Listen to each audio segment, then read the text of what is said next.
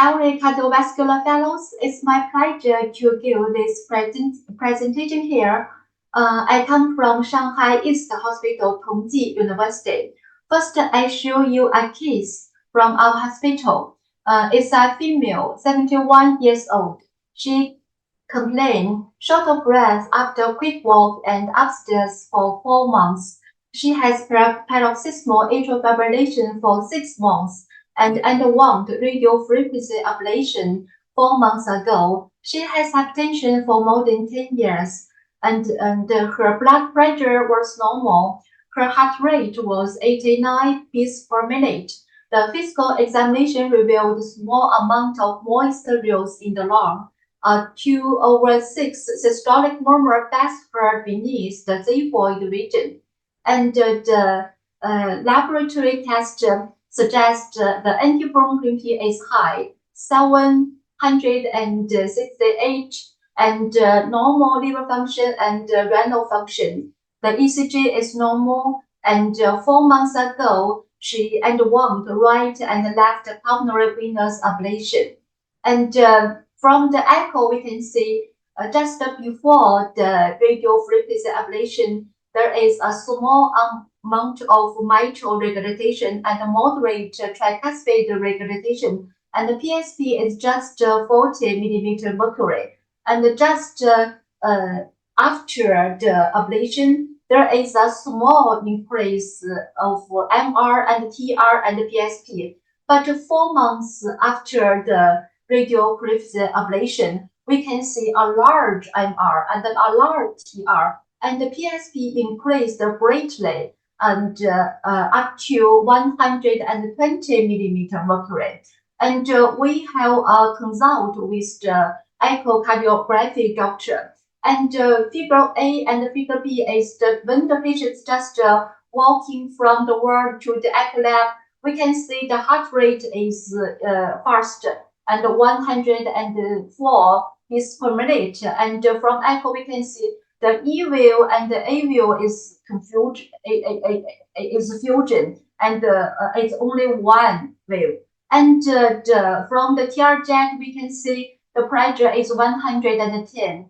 And when the patient have a rest, so we can say the heart rate is decreased to 87 beats per minute, and there is an obvious E wave and the wave A wave. The E wave and A wave apart, and the TR jet and the pressure is also decreased to 39 millimeter mercury. So from the history, ablation, and the echo evidence, we can get a diagnosis is atrial failure.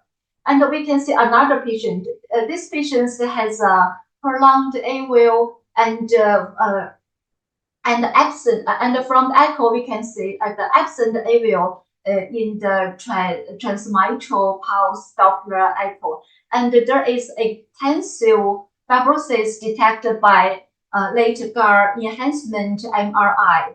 And from this evidence, we can see the atrial and atrioventricular synchrony, and the atrial standstill and extensive atrial fibrosis. And this will decrease left ventricular filling and make the blood stasis, and decrease booster pump function, and make the heart compliance decrease. So it will make the heart failure developed and increase the risk of stroke. And so for many years, and left atrial function has been quite neglected by researchers, and more recently, with the development of the atrial fibrillation, the ablation, and left atrial function has garnered great attention. And recently, it is proposed that atrial failure is a clinical relevant entity. How to define of atrial failure? Is any atrial dysfunction. It can be anatomic and mechanical and electrical, causing impaired heart performance and symptoms and worsening quality of life and life expectancy in the absence of significant valvular or ventricular abnormalities. From the atrial anatomy, we can see left atrium has two parts. One is posterior superior inflow and anterior inferior outflow, and the 3D asymmetric configuration of the pulmonary vein allows specific vertical flow and avoiding blood stasis. And atrial and the left atrium has three candle function, and the reservoir function, it accounts for approximately 40% to 50% of left ventricular stroke volume, and the conduct function, it can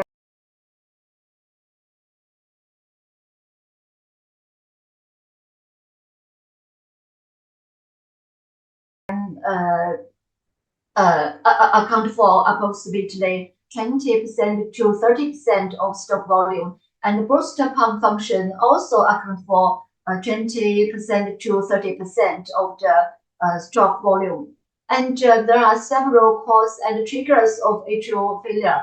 And one is electro dyssynchrony, such as AV dyssynchrony and atrial dyssynchrony, and booster pump and reservoir dysfunction, such as atrial fibrillation and focus reentry atrial tachycardia, and others, and extensive atrial fibrosis, including advanced atrial remodeling and extensive post-ablation scarring, and others impair the conduct function, such as severe atrial dilation and etc.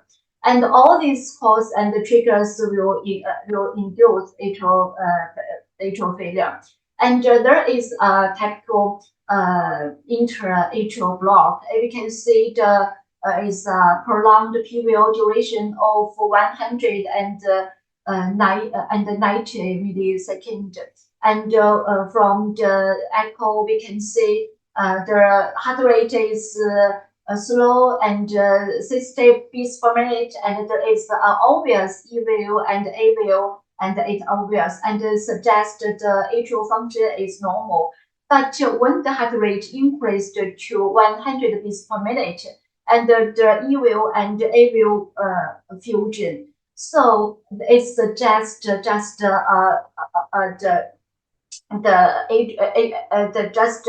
the atrium just have a rest, so there is sometimes there is no construction of the atrium. And from the LA mapping, we can see a long total LV activation time from here. It also suggests interatrial block. And another important reason is atrial cardiomyopathy, including idiopathic atrial cardiomyopathy and induced stiff left atrium syndrome after ablation, accounting for approximately 2% to 8% of the case. And others like atrial ischemia, myocarditis, up to 30% of patients with myocarditis developed atrial fibrillation and may be cause atrial dysfunction.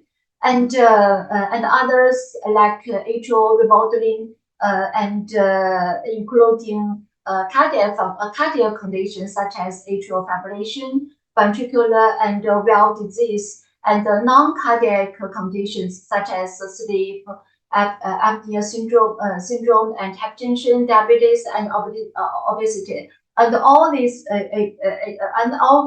clinical condition will increase the atrial remodeling and will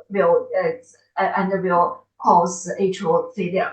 And atrial failure is very important in clinical because up to 45% of patients presenting with new onset heart failure syndrome have left atrium dysfunction.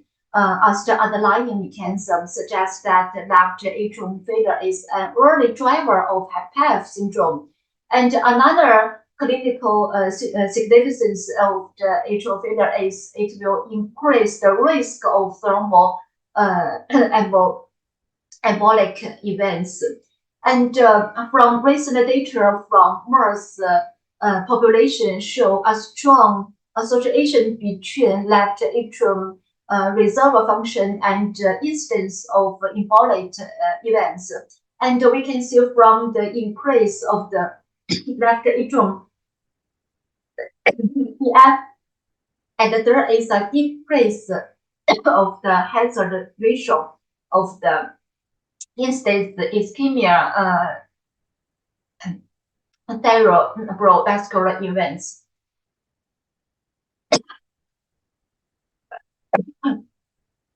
And all these cause and the reason will decrease the reservoir and the booster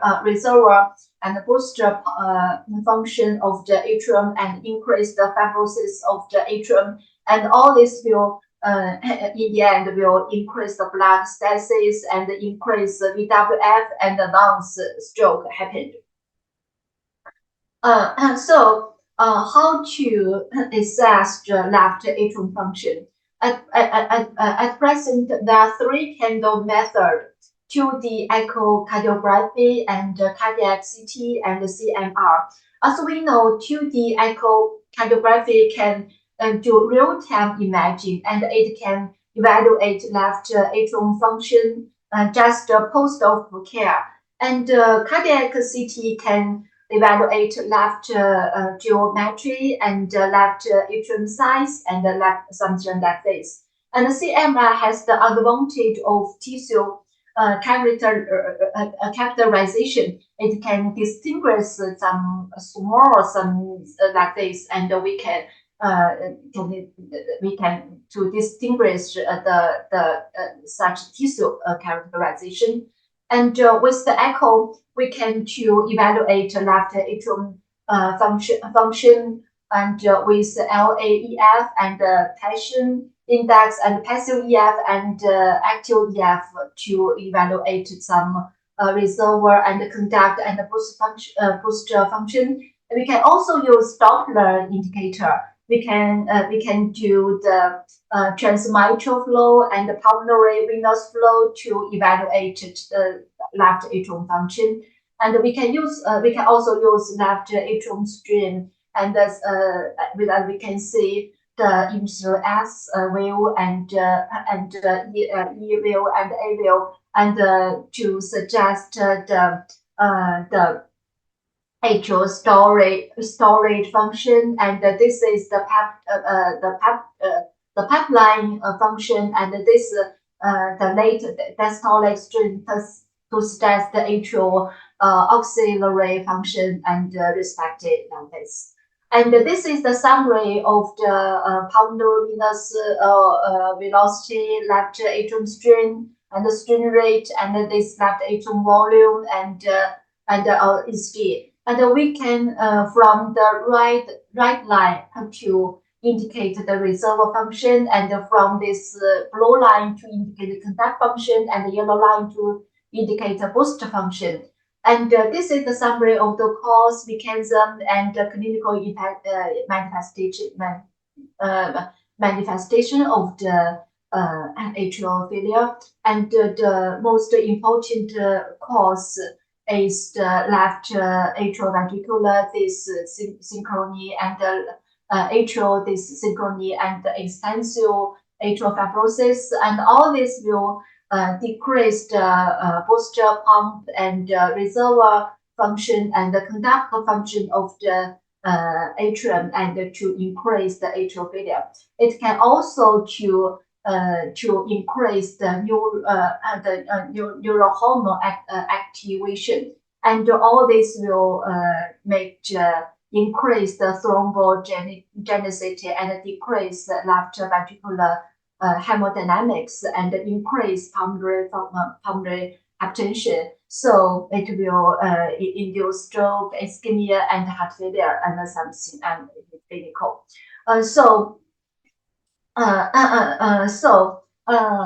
Atrial failure will affect the risk of stroke and increased heart failure, and affect